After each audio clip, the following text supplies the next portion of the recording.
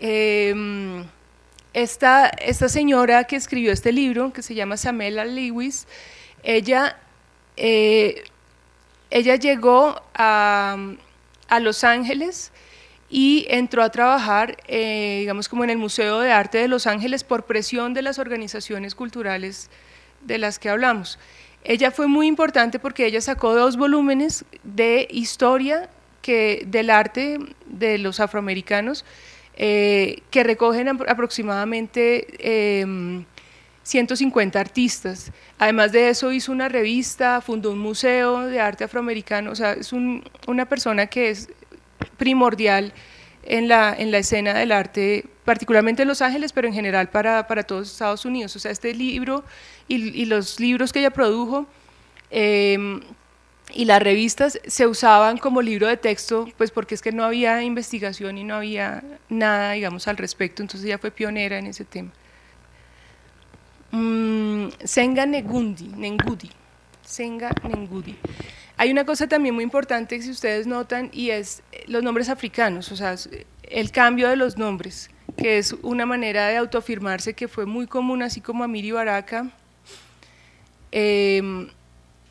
es muy común en ese momento que la gente, como un ejercicio de autodeterminación, de autoafirmación, de definición de su identidad, entonces cambian el nombre. Entonces ellos, por ejemplo, pues son ejemplos de eso. Muchos de esos nombres, Chaka Khan, o sea, toda esa gente, Mohamed Ali, exacto, es una manera también pues de definirse dentro de otro parámetro.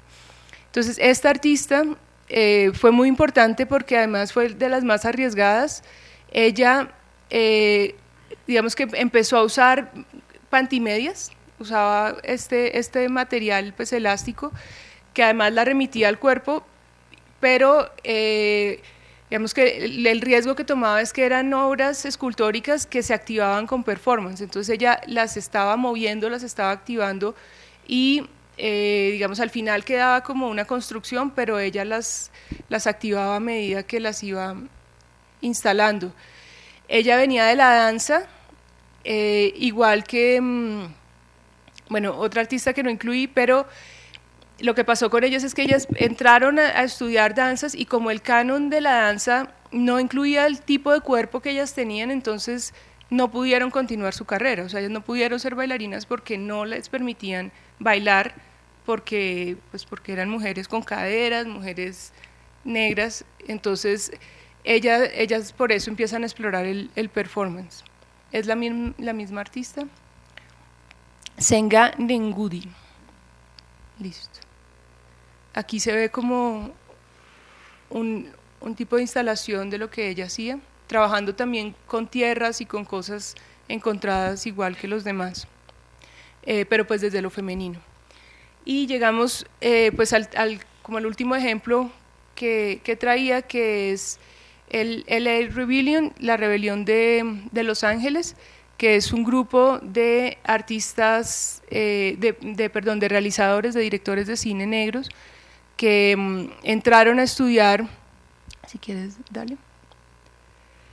Entraron a estudiar en un programa que creó la UCLA, la Universidad de California en Los Ángeles, que se llamaba Etnocomunicaciones y era parte de la Escuela de Teatro, Cine y Televisión.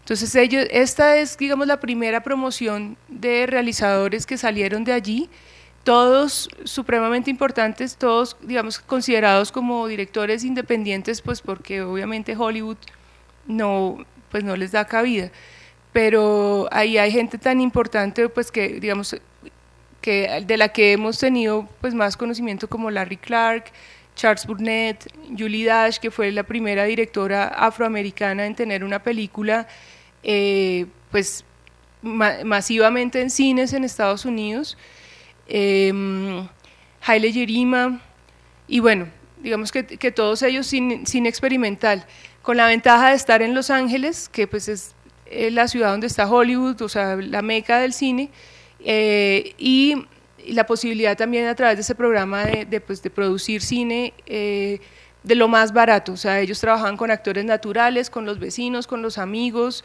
y eso se ve en las películas, lo que las hace pues de una estética muy bella, muy particular, y contando las historias y retratando las historias pues de la gente, de su vida, de sus barrios. Entonces, bueno, aquí hay algunos ejemplos. Passing Through de Larry Clark. Esta es la película de Julie Dash, Daughters of the Dust, que es una película que es sobre, en el sur de Estados Unidos, en Carolina del Sur, hay una comunidad negra que los llaman los Gula. Y los Gula, digamos que tienen claramente, o sea, ellos tienen dentro de su tradición un origen africano que no se ha perdido. Llegaron durante la esclavitud, pero fueron como una especie también como de, digamos, de élite negra, pues porque estuvieron allá y mantuvieron muchas de sus tradiciones. Entonces ellos, por ejemplo, una cosa que aquí es común y es que pues en nuestras comunidades se hacen canastos y tambor, y eso los Gula lo tienen muy, muy presente, y la religiosidad afro también está muy ahí. Es además una película pues dirigida por una mujer y que trata sobre, pues, sobre mujeres negras, y una película histórica además con una visión muy crítica y muy interesante. Killer of Sheep de Charles Burnett, esta es mi favorita particular porque es como una cosa que está entre el realismo y el surrealismo. Ahí la imagen ustedes ven, estos son dos hermanitos, pero son como escenas que ellos iban grabando. Él hizo esta película durante pues un periodo bastante largo, y la película nunca se pudo estrenar porque él no podía pagar los derechos de la música, y la música no se podía cambiar porque es que era esa canción de blues, era esa canción de soul, era esa canción de jazz. Entonces la película estuvo pues como marginada durante muchos años hasta que la Universidad de California la restauró, la rescató y pagó los derechos, y ahora digamos que pues circula de manera pues limitada. No, para poder... Sankofa de Haile Gerima, que también es una de las películas más importantes respecto al tema de la esclavitud. Una película muy crítica y que debería ser como de, digamos, de visión obligada para entender, digamos, la problemática de la esclavitud. Bueno, algunas de las directoras mujeres, hay muchos cortos a ellos, la producción de ellos fue pues dentro de la academia, entonces hay muchas cosas que se hicieron pues para la universidad, y solamente algunos de ellos pudieron, digamos, salir profesionalmente y hacer otras cosas ya en, pues, autofinanciadas también, pero digamos como con el objetivo de pues circular, sí, en teatros. Larry Clark. No, pero no, es absolutamente importante esta presentación que has hecho, porque estas cosas, la mayoría del público que nos acompaña nunca antes había tenido la oportunidad de ver, de conocer, y es decir, la enorme cantidad de producción artística en el terreno del arte visual, es sumamente importante. Quedamos en lo del cine, y entonces, bueno, yo ahí tenía como varias cosas para conversar contigo de lo del el arte visual, que claro, es muy importante también porque,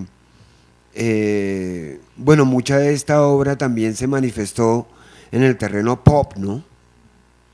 Digamos que mucha de la imagen de la nueva, comillas, imagen afro, imagen negra, se transmitió a través de la cultura pop, y pues fue muy importante. Digamos que los grandes héroes del momento revolucionario se convirtieron también en héroes pop, es decir, como las imágenes icónicas del Che Guevara o de otras figuras de los movimientos en el último medio siglo, ¿no? Sí. Sí, pues ahí digamos que bueno, hay gente que le da como el final al Black Arts Movement, pues al movimiento de artistas negros más o menos hacia 1973 y hablan precisamente de eso, que o sea, llegó un momento en el que la cultura pop también, o sea, esa afirmación de la cultura negra la volvió mercancía, entonces digamos que esa es una de las críticas al Black Exploitation, como a este tipo de estética, que son profundamente, digamos, arraigadas en la cultura, pero que tienen un objetivo que se aleja de los planteamientos ideológicos políticos. Entonces, digamos que por eso ahí le dan como que eso, digamos que paró, el movimiento se debilitó. Sin embargo, o sea, todas estas luchas por la afirmación y pues por el conocimiento de la cultura, pues siguen ahí, o sea, eso está muy fuerte en, en la cultura afro en Estados Unidos todavía. Sí, y claro, desde luego, digamos, esa visión, digamos, un poco ortodoxa del asunto, pues está siendo revisada, ¿no? Es decir, como valores, digamos, que no se consideraron en la época por las urgencias, digamos, que estaban pues por las urgencias del momento, de las urgencias más imperiosas, pero vistas ahora en perspectiva, no, igual durante la época pues se discutieron mucho, digamos por ejemplo con las películas populares, entonces digamos las salas respeta uno, la crítica de los revolucionarios de un lado y la crítica de los movimientos civiles que protegen tanto la respetabilidad negra, como el NAACP y otras asociaciones, los líderes de los derechos civiles, los grandes, pues, ¿no? John Lewis y todas estas personalidades, y también los líderes revolucionarios de un lado, es decir, como que la navaja corta por ambos lados. Pero sin embargo hay una corriente un poco más independiente y que se pone, digamos, que observa la cosa un poco de un modo más panorámico para darle valor a las expresiones. Eso ha ocurrido en los últimos años y tenemos estos críticos culturales, pues por lo menos con los que yo me identifico, que tienen una visión un poco más abierta y le dan valor a todo lo que se ha producido, ¿no? Tanto como se valora, digamos, la música, que la música, digamos, siempre estuvo en esa línea entre, o sea, siempre estuvo cabalgando en dos aguas, digamos, en la ambigüedad de pertenecer a un sistema industrial bastante tremendo, constreñido, y también su vocación expresiva, a veces revolucionaria, o apoyando o comentando los movimientos de liberación. Entonces, una canción de Curtis Mayfield es una canción inmensamente popular, que es el número uno de las listas de Rhythm and Blues, y es una canción que se oye en el bus, en la discoteca, en toda parte, pero también es una canción que es una obra artística que tiene un sentido. Lo mismo las otras artes. Entonces, con el cine ha sucedido esto. Entonces, digamos que por ejemplo, cuando salió la primera película, que por supuesto su autor no acepta que se meta como incluso se molesta porque se la reconoce como la primera película del Blaxploitation, la que se llama Sweet Sweet Bad Song, de un gran artista, un iconoclasta el mismo, Melvin Van Peebles, pero entonces, por ejemplo, los Panteras apoyaron esta película, ¿no? Eldridge Cleaver mismo escribió que esta era una película revolucionaria, y la película, por eso mismo, que se presentó, creo que primero en un solo teatro. Con las palabras de Cleaver, los teatros se llenaron, ¿no? Y después se convirtió en un fenómeno nacional.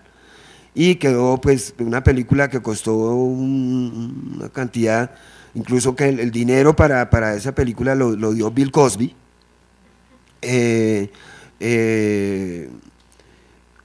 pues se convirtió en un suceso económico, en uno de los más grandes sucesos del cine independiente, en la historia del cine independiente de Estados Unidos. Y a veces también la sacan fuera del canon del cine independiente. Entonces, el cine independiente, ¿qué es? Es John Cassavetes y estos autores, Jonas Mekas y estos autores de los años 60, 70, pero los autores negros no. Entonces también ahí hay un doble. Y además el ataque por el otro lado de los líderes civilistas. No, esa película es demasiado vulgar, esa película es casi pornográfica, es una violencia, esta la respetable, o sea, que protege la respetabilidad negra con tanto celo, también atacó la película. O sea que yo sostengo la tesis de que una obra artística afro siempre será un tema de conversación que camina sobre el borde de los abismos. Es una película, es una obra como el rap, por ejemplo, ¿no? Como el jazz de todas las épocas. Cuando Ornette Coleman en 1960 hizo su álbum de Free Jazz, pues claro, el establecimiento del jazz conservador no apreciaba esa obra.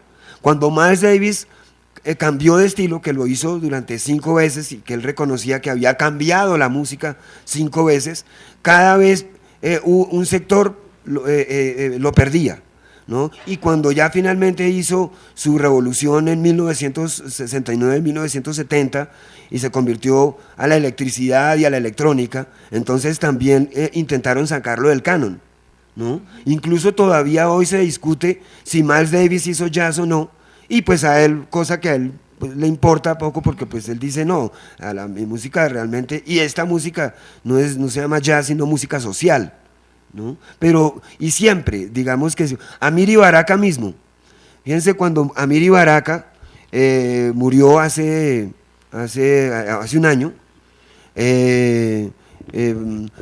cuando uno leía, por ejemplo, el obituario que escribieron en el New York Times, fue una cosa tremenda, y no todos los digamos la comunidad cultural creativa aprecia a Amiri Baraka, ¿no? Entonces Amiri Baraka era un radical extremista, Amiri Baraka era un antisemita, Amiri Baraka era un contradictorio, ¿no? Es decir, cada gran artista afro enfrenta un dilema crítico bastante pronunciado. ¿Sí? Sí, de acuerdo.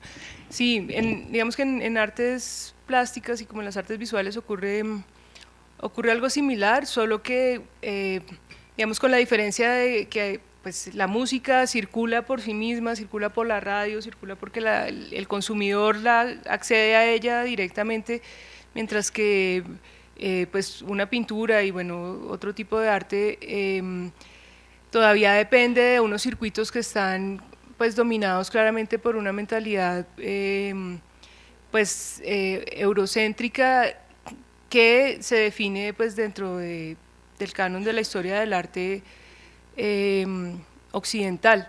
Entonces, digamos que sí, la obra de estos artistas pues empieza como a reevaluar y a incluir en colecciones y demás, pero digamos que esa lógica de la alta y la baja cultura, o la cultura popular, o lo folclórico, frente pues a la alta cultura, en las artes visuales es donde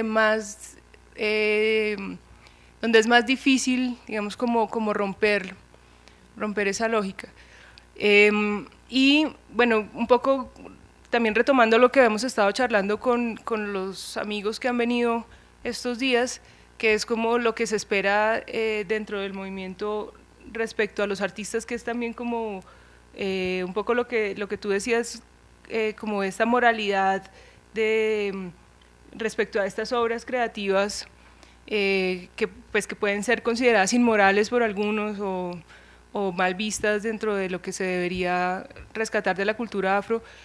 Pasa un poco como lo opuesto en los movimientos, y es como el cuestionamiento a la individualidad del artista, o sea, como si el artista, digamos por ejemplo a esta señora de las medias veladas que era medio abstracta, la veían muy mal en ese momento porque era como, sí, porque era abstracta, porque era como, o sea, ¿de qué está hablando? O sea, porque, o sea, como privilegia, digamos, su sentido individual a el que la comunidad general, digamos, valore la obra.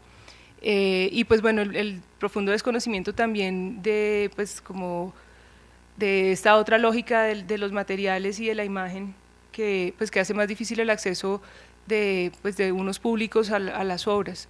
Entonces sí, hay como, digamos que el artista, ahí sí como decían, pues sigue siendo como la luz negra, ¿no? O sea, el que va abriendo como el camino para que el resto pues continúe. Sí, es muy singular el asunto y esto nos da una idea de lo que es también la cultura afro. Es decir, pocos, pocos los que están más allá, los que no conocen mucho el interior de la cultura, pues digamos, construyen un imaginario alrededor de estas tensiones que son propias de toda cultura y de toda civilización importante.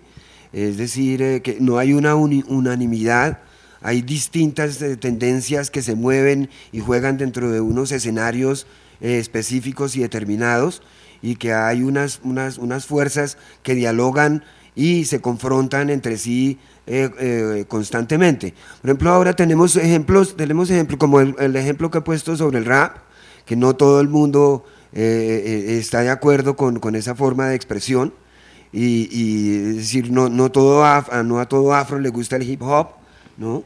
No a todo afro le gustan ciertas expresiones del jazz, no a todo afro le gusta ¿no? Stevie Wonder, ¿no? Y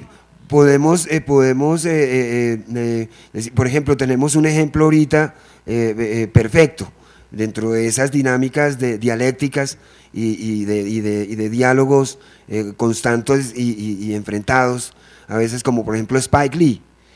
Ahora Spike es a uno como un seguidor, no solamente pues que conoce el cine afroamericano, que ha sido toda la vida seguidor. Yo soy seguidor del cine en todas sus manifestaciones, nunca he tenido discriminación para ver películas, o sea, he adorado las películas del Blaxploitation, porque estas películas fueron importantes para nosotros cuando éramos niños. Nosotros surgimos en una época en donde los héroes del cine eran todos blancos. Entonces los modelos de uno eran John Wayne, eran Steve McQueen, y eran Gary Cooper, y eran todos pues estas otras grandes estrellas, y los personajes negros que salían en las películas eran casi siempre antihéroes, ¿no? Y estas películas nos dieron a nosotros por la primera vez héroes, y digamos que nos salvaron y nos dieron identidad, y también nos salvaron en el barrio, nos salvaron porque pudimos asumir una identidad y pudimos tomar esa identidad de un personaje heroico, y pudimos ahora sí contar las historias de esas historias, ¿no? Y además, no solamente eso, sino que eso se une de una manera muy particular y compleja a todo el discurso revolucionario. Entonces nosotros teníamos gente que salía en las noticias de todo el mundo, como una gente heroica, aunque la prensa la trataba trataba a estos personajes como antihéroes, como criminales o como terroristas, ¿no? Que ese era el discurso pues como más común y... Como Superfly.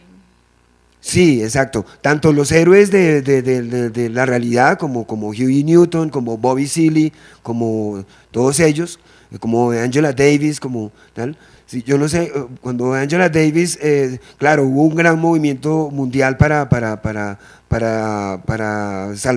sacarla de la cárcel, el juicio y todo, pero había un recelo con ella, ¿no? Porque se suponía que ella estaba armada y que ella había provocado la situación, ¿no? lo mismo los otros, o sea, a los otros no había quien los defendiera, ¿sí?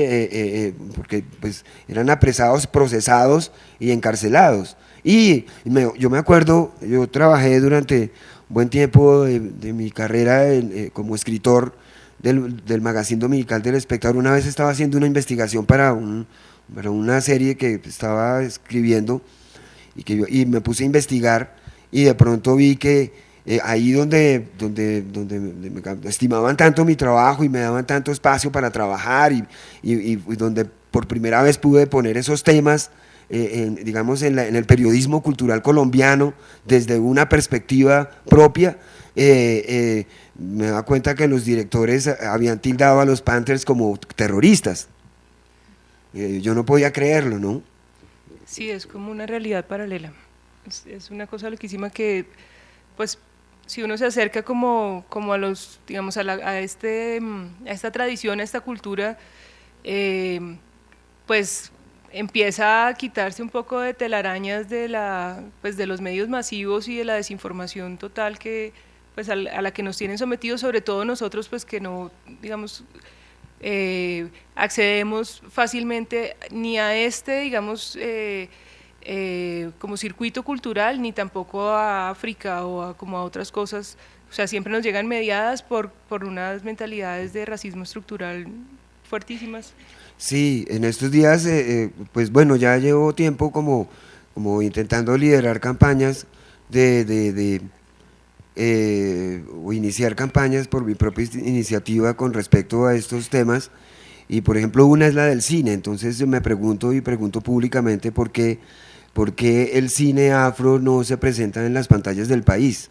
Porque por ejemplo tenemos a Spike Lee, que es uno de los, es tal vez el director más exitoso de la historia, ¿sí? Es un tipo que en 30 años de carrera tiene un corpus de películas, de casi 40 películas, de todo tipo, documentales, etcétera, y películas muy interesantes. Y aquí vemos películas de todo tipo. O sea, si está de moda el Medio Oriente, entonces traen películas de Pakistán, de Afganistán, de no sé dónde. Hay películas israelíes, hay películas chinas, japonesas, pero cine afro casi nunca hay. O sea, está el cine afro, que está pues el cine comercial de las grandes estrellas, ¿no? Denzel Washington y Wesley Snipes y los héroes de acción de las películas, pero las otras películas sobre otras dimensiones de la cultura no están, ¿no? Y sí, la música también tiene un mercado regulado, controlado, y que solo entra cierta cosa. Si no es el top 40 no entra, ¿no? Y lo mejor de la producción artística se pierde ahí en ese. Es decir, que lo que estamos examinando no es una época que pasó y ya, o sea, que quedó ahí detenida, sino que es una progresión negativa, digamos así, que continúa hasta el día de hoy, ¿no?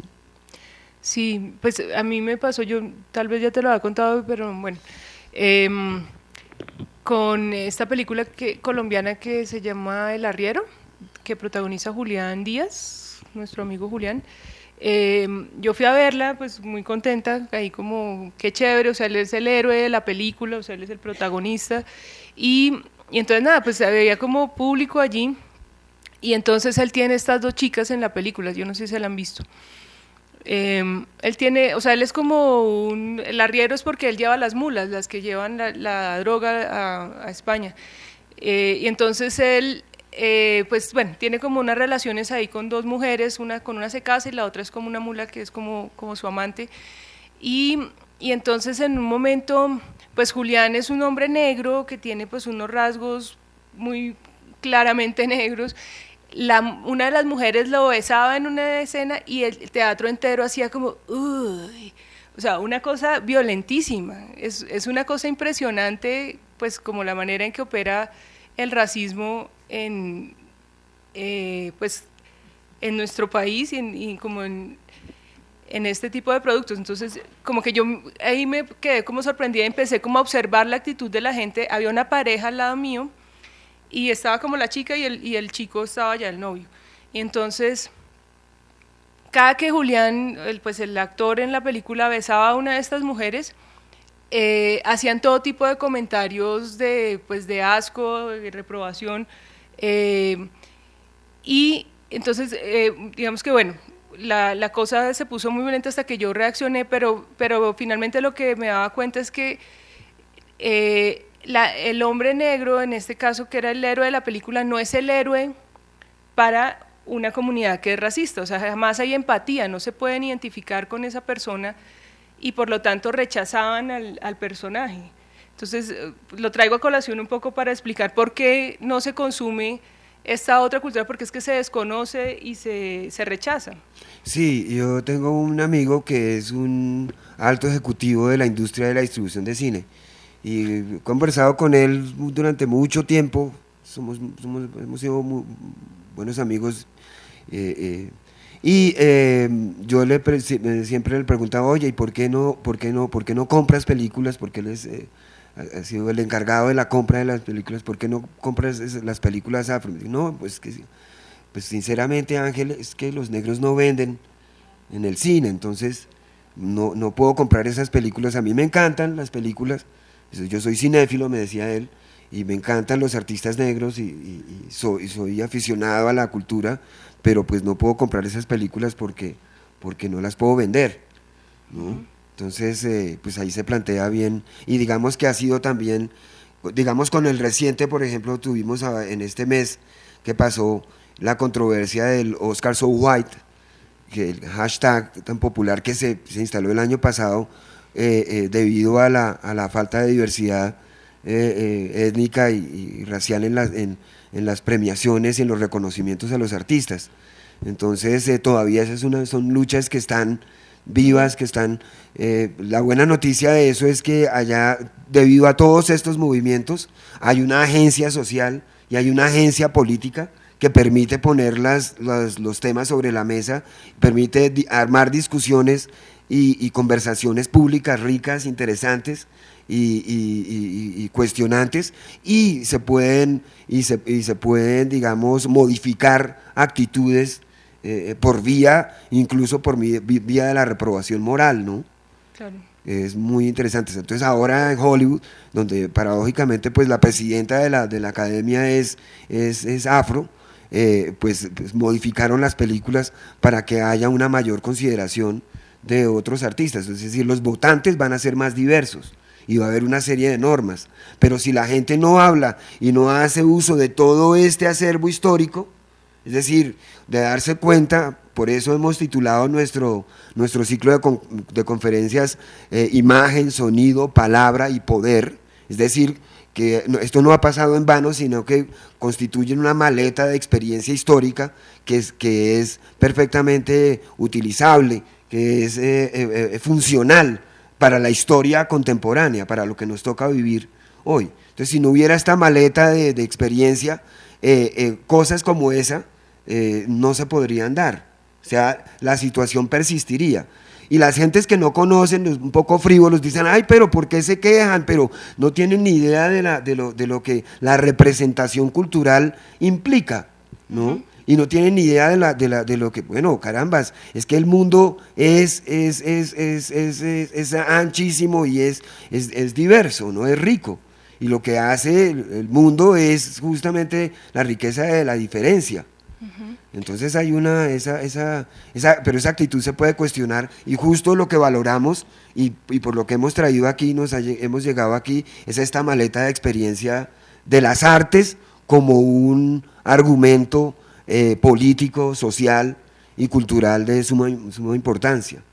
Además que pues las artes son precisamente el campo donde se pone en evidencia lo humano, entonces o sea, lo que hacen estos artistas y de lo que ha hablado Ángel todos estos días, lo que ha hecho es rescatar la humanidad que fue negada por esas herencias de la esclavitud, del colonialismo, que siguen siendo, digamos, muy presentes en nuestra como sensibilidad en este país y pues en Latinoamérica, porque todavía vivimos dentro de esa lógica heredada, pues como de esa mentalidad colonial.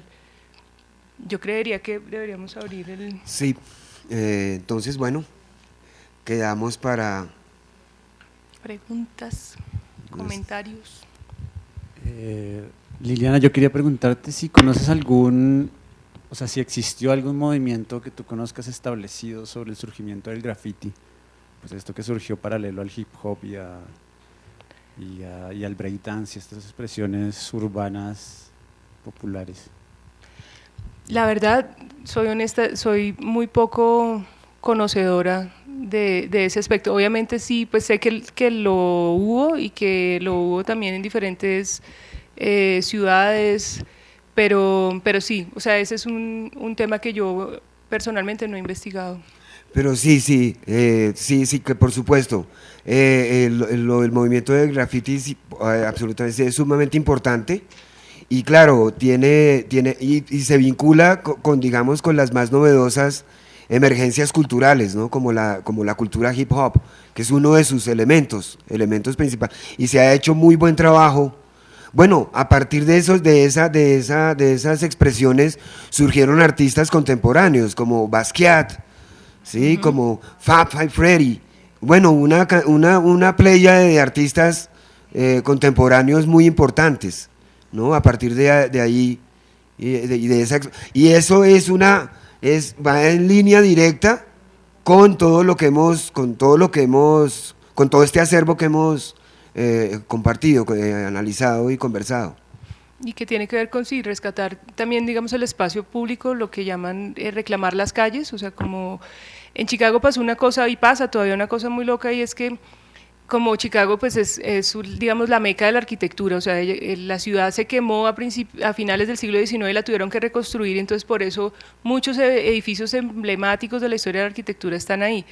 Entonces en Chicago pasaron dos cosas, uno no consigue un spray en Chicago, o sea, no lo venden, están prohibidos en toda la ciudad y para poder conseguir una cosa de esas toca irse por allá, pues como a pueblos, suburbios o sí, algo así como irse a Cajicá para poder comprar algo así. Eso por un lado. Y lo otro es que criminalizaron las reuniones de la gente. Entonces los jóvenes no se pueden reunir en la calle. O sea, digamos una lógica como de pelear a las pandillas.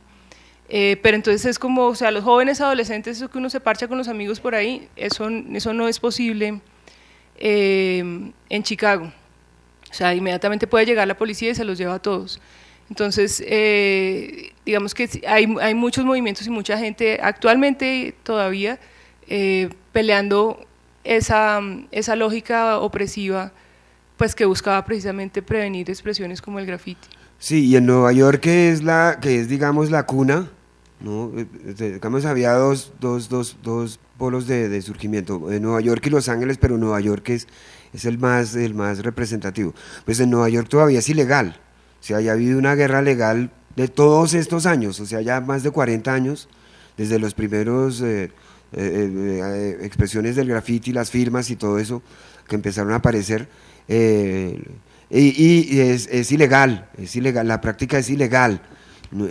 No es, digamos, esta actitud europea que ahora convirtió el graffiti en street art y toda una nueva conceptualización, no existe en Estados Unidos, es decir, el espacio público es intocable y se han invertido millones de dólares en esa guerra.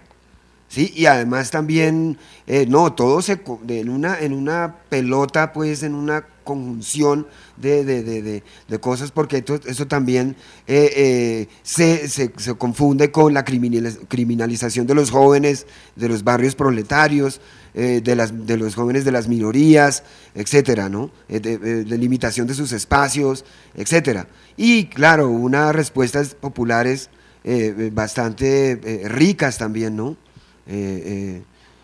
Con respecto al asunto, pero es una actividad criminal, o sea, ser un artista, o sea, no, pintar una pared solamente hay unos espacios, digamos, en barrios que están, digamos, autorizados para murales y cosas así, pero la actividad es decir, como se la conoce, que es una acción individual y anónima, de frente hay que admitirlo como una agresión, es decir, como si fuera un acto de guerrilla artística o expresiva, pues obviamente pues es criminal, ¿no? Vale. Buenas noches. Lina, tú comentabas algo que me llamó mucho la atención, que era que en los 67 creo, que, que los artistas presionaban a las instituciones para darles un espacio, pero lo dijiste así súper rápido y me llamó mucho la atención eso, y la pregunta dirigía a cómo presionaban eso a las instituciones a que les dieran el espacio, y además cómo se puede replicar, o sea, cómo crees que se podría replicar en el mundo actual, o sea, en la contemporaneidad. Pues, bueno, digamos que eran muchas organizaciones de base, o sea, como gente de las comunidades, pero eso no quiere decir que pues, no tuvieran formación. Entonces muchos de ellos tenían doctorados, tenían formación, pues incluso algunos eran, de los mayores, eran veteranos de la guerra de Corea, que con los beneficios de la guerra habían logrado pues, entrar luego a estudiar en las universidades. Huey Newton era doctora. Exacto. Exacto, el fundador Entonces, de las Panteras era doctor. Exacto. Entonces, vemos que había todo un activismo, no solamente pues pues de ir a quejarse o de mandar la carta, sino de escribir, y pues eso generaba mucha mala prensa para instituciones. El ejemplo que yo ponía era el del Metropolitan, el Museo Metropolitano de Nueva York, que le cuestionaban pues que seguía viendo a la comunidad negra como si fueran unos objetos de estudio pues antropológico, sociológico, sin darles la cabida ni a artistas ya digamos incluso fallecidos que claramente tenían una tradición importante y que podrían estar en ese museo, pero digamos que sí había toda una cosa de publicar y de salir a hablar directamente con esas instituciones. Y lo otro era pues ya una cosa política, o sea, allá la gente, digamos, cuando tú votas por alguien, entonces tienes un representante y allá le caen hasta que la persona haga una determinada cosa. Pero además en ese momento, pues con toda esa presión de la violencia que surgía en las ciudades, digamos que eso tuvo una efectividad también, porque era como tratar de ponerle paños de agua tibia. Entonces empezaba como, bueno, o sea, entonces demos plata para esto, o sea, que haya este centro cultural. Eso empezó a pasar. Pero si uno mira, digamos, lo que ellos hicieron, y uno mira un grupo como las Guerrilla Girls, o sea, estas artistas que se ponen las cabezas de gorila y que están todo el tiempo reclamando por la ausencia de artistas femeninas, o sea, pues de mujeres en las colecciones de los museos, digamos que la lucha negra empezó, y paralelamente entonces también empezaron a ocurrir este tipo de demandas desde el género, que eso sigue, o sea, hay estudios estadísticos, o sea, la señora que yo decía que llegó a trabajar al Museo de Los Ángeles por presión de esas organizaciones, lo primero que hizo fue un estudio estadístico de cuántas obras habían de gente negra, cuántas estaban exhibidas. Generalmente, o sea, no llegaban ni a un porcentaje, digamos, del 5%, o sea, era absurdo, pues como la visión eurocéntrica y racista del tema. Entonces sí, estudios, o sea, como mucho de investigación también. Es muy curioso solamente una mención de cuando se hizo en Bogotá, en Cali, perdón, el Congreso Mundial de Cultura Negra que dirigió Manuel Zapata Olivella. Vino una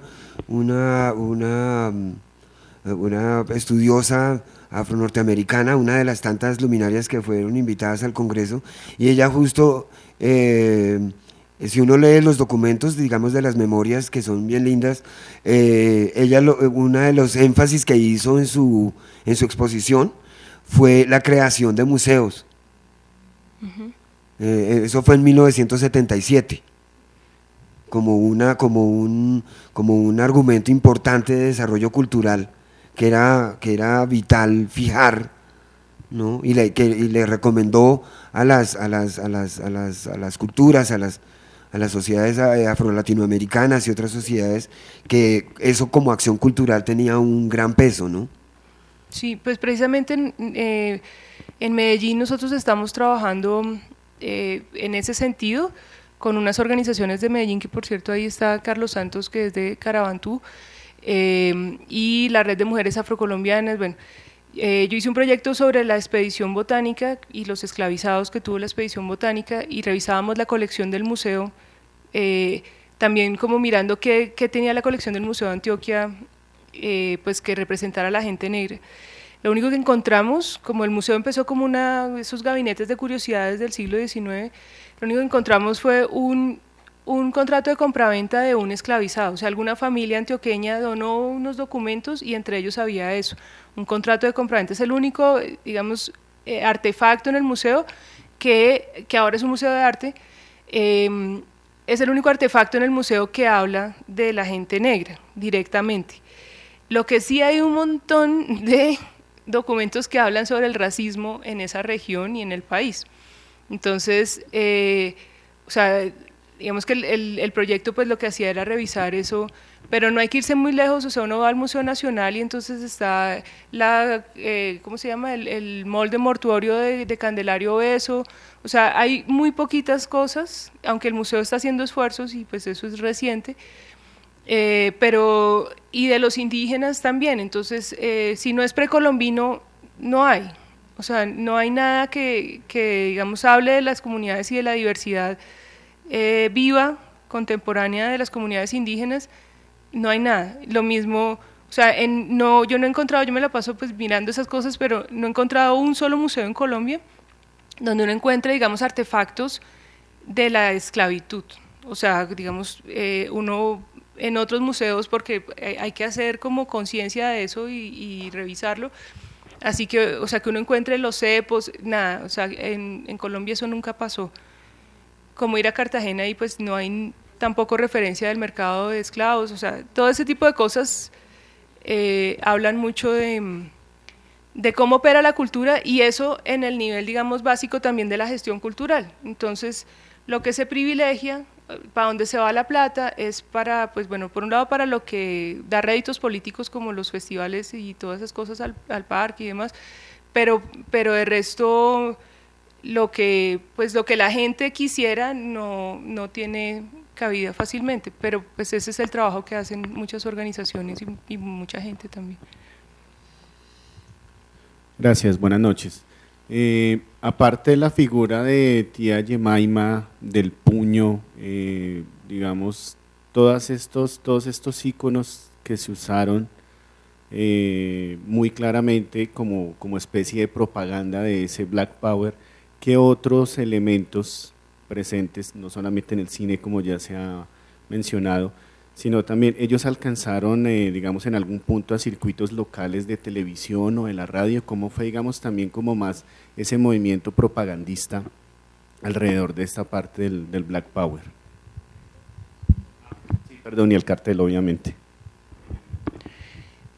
Pues bueno, hay una cosa y yo creo que fue donde más, que pues Ángel ha hablado estos días de eso, y fue la música. O sea, la música y la radio, claramente. Y lo otro es la tradición del lenguaje, o sea, lo que llaman spoken word, que es, digamos, como la tradición oral en un sentido muy contemporáneo de la vida cotidiana. O sea, eso es algo que está ahí muy presente. Digamos que el mainstream, o sea, como la televisión empezó, o sea, a partir de los 60s y posterior a eso, pues a sacar programas y canales y digamos como espacios de circulación, que era parte de lo que ese reporte, el Kerner Report, decía, y era como tiene que haber espacios donde la gente se vea representada, porque es que están excluidos de todo. Pero digamos que sí, mucha autogestión como de espacios y de como ideas creativas, pero todavía ajustándose mucho al principio al mainstream, o sea, lo que era políticamente correcto demostrar de la gente negra. Entonces de ahí Bill Cosby y como esas otras cosas. Pero hay digamos que lo que decía Ángel ayer muy bonito, que era que la lucha nunca fue tan explícita, o sea, mejor dicho, lo explícito es considerado vulgar. Entonces, muchos de esos códigos son entendidos por la gente negra, pero no necesariamente son visibles, pues como de manera tan directa para otros. Sí, y claro, también hubo desarrollos, digamos, de medios de comunicación, tanto los propios, el Black Panther, el periódico de Black Panther, ya eso es digamos, como un esfuerzo comunitario, como un esfuerzo dentro de la misma organización, pero fue un periódico muy poderoso. Pero dentro del movimiento ya había una tradición, y dentro de la comunidad afroamericana en general siempre ha habido una tradición periodística tremenda, como explicábamos con Marcus Garvey, que era un periodista y tuvo un gran periódico, el Negro World, y de ahí una cantidad de publicaciones, incluso las publicaciones del mainstream, de los derechos civiles, no, sino establecidas, como por ejemplo las revistas famosas negras como Ebony, por ejemplo, que es un clásico, pero estuvieron al servicio de las ideas. Y luego surgieron en los años 70, surgieron ya iniciativas, justamente por las presiones de las negociaciones políticas, para crear espacios en medios poderosos como la televisión. Entonces surgieron programas clásicos muy importantes. Surgió el programa Soul, un programa divino que, hombre, caramba, yo querría hacer, un hermosísimo programa, que era un programa de música y también de entrevistas. Entonces ahí una entrevista, por ejemplo, dice Amiri y Soul TV, ¿no? Bueno, había ese hermosísimo programa, y había el Black Journal, también un programa serio, absolutamente clásico también, y varios programas de televisión que pusieron, además hicieron una televisión hermosísima, y otros programas bien importantes de la época, más la radio, y el surgimiento digamos, de comunicadores, de jockeys, productores muy importantes, que apoyaron desde medios establecidos aún en el mainstream las ideas que estaban discutiéndose en la calle. Entonces, por ejemplo, de jockeys que yo pueda nombrar de memoria, está el grande Frankie Crocker, que realmente redefinió la radio de Nueva York, y es la radio tal y como la conocemos, la construyó él. Y además, por ejemplo, la Universidad de Howard tuvo su propia radio, que fue una radio importantísima para la difusión de la música, el cine y otras cosas, y así otros medios también que continúan, y esos esfuerzos continúan hasta hoy. Se creó el clásico programa Soul Train, que es el programa de música emblemático de la música moderna, aparte de Soul, pero Soul era un programa de entrevistas y de reportaje y de música, ¿sí?, en vivo en el estudio, y Soul Train, que era un programa exclusivamente musical, legendario. Y luego otros que condujeron a la creación de un canal que es el Black Entertainment Television, que ya en estos momentos, ya como es un negocio amplio, ya digamos la gente afro de los negocios está compitiendo abiertamente en los negocios, pues vende y compra, pero la venta pues le ha dolido a la gente, ya no es un artefacto pues que está en manos negras, pero es un medio de comunicación negro, y además otros esfuerzos creativos. Y ahora en la era digital, muchísimos portales importantes, ¿no?, que son consecuencia de toda esta, pero hay una tradición periodística gigantesca, o sea, gigantesca.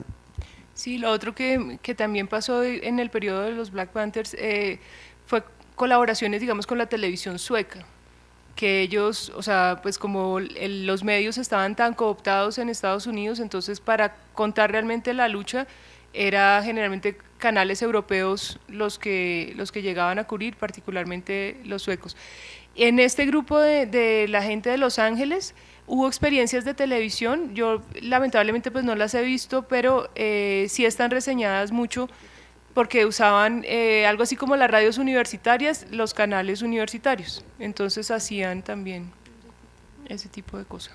Me gustaría hacer una pregunta, una última, y es, digamos un poco claro, el contexto es el arte afro-norteamericano, pero de alguna otra manera también hubo representación de arte africano en Estados Unidos que de alguna otra manera influenciara a estos artistas. ¿Hubo, digamos, una comunicación o fue un movimiento aparte? ¿Cómo se dio eso? Gracias. Pues es que en ese momento que pues uno lo percibe un poco con la gráfica de Emory Douglas, que bueno, eso era un aspecto que me hubiera gustado mostrar, pero pues no nos cabía todo, pero paralelamente a los Black Panthers había otro montón de luchas y de lo que llaman struggle ocurriendo. Entonces está la lucha de los chicanos, la lucha de los nativoamericanos, los movimientos independistas africanos, o sea, muchísimas más cosas pasando.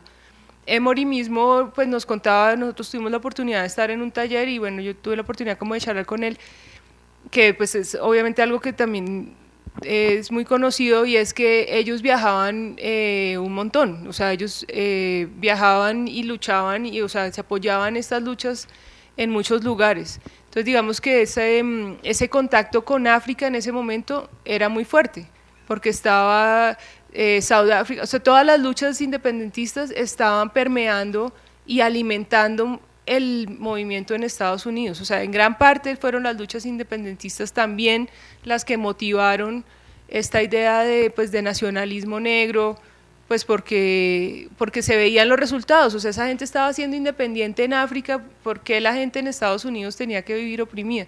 Entonces sí había como mucho de eso. Y lo otro es la comunidad latina, que digamos entre los poetas que pues del circuito de Amiri Baraka y todo eso estaban los puertorriqueños, lo que llaman los New Yorkers, que también era, digamos, una gente pues que estaba ahí muy presente y que además la gente negra en Estados Unidos empezó a reconocer como, es que en Latinoamérica también hay gente negra.